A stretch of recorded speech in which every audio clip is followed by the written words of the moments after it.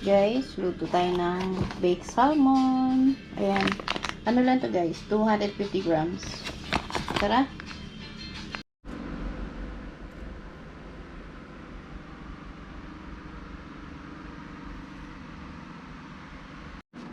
Guys, luto tayo ng salmon. Okay. Guys, luto tayo ng baked salmon. Ibukod ko naman. Asin. Side by side. Ikon. Pakalat na. Ayan. Tapos, paminta. Ganyan. And, lagyan natin ito. Lemon. Paano ka lemon? Tagal na rin siya. So, ito, okay na. Talagyan natin ito guys, mga ingredients. Garlic. Mayonnaise. At cream cheese.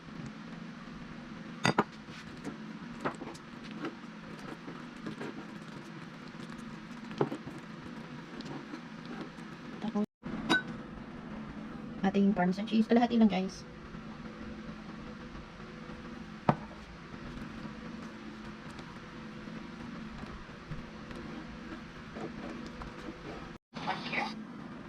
Yan guys. Ang ating mixture. Lagyan na natin sa ating salmon.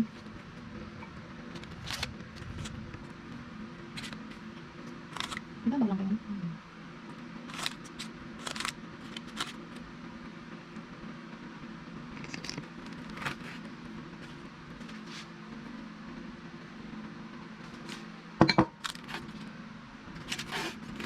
Over mo na lang siguro siya. Over mo na siya. Parang ang yummy.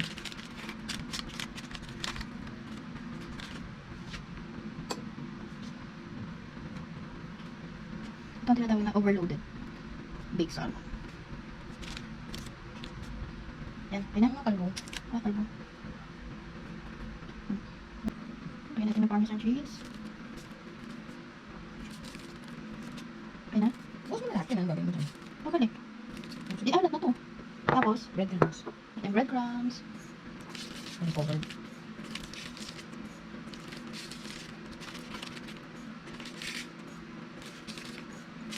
Hindi na natin lahat ng guys.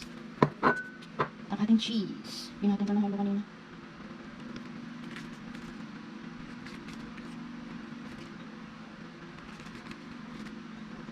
Saan mo ba sa loob?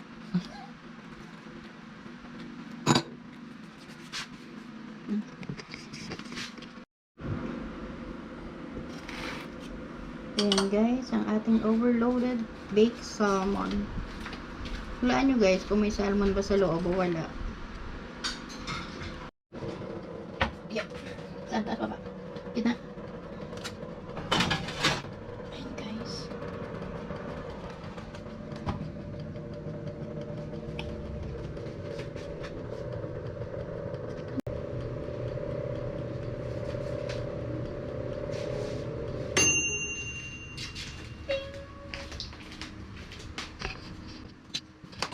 Ayan guys, ang ating salmon. OMG.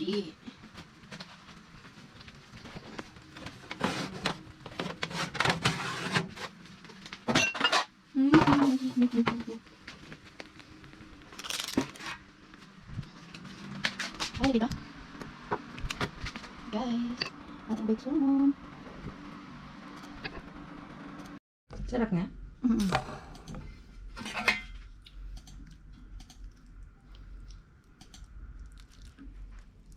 Ano? Juicy.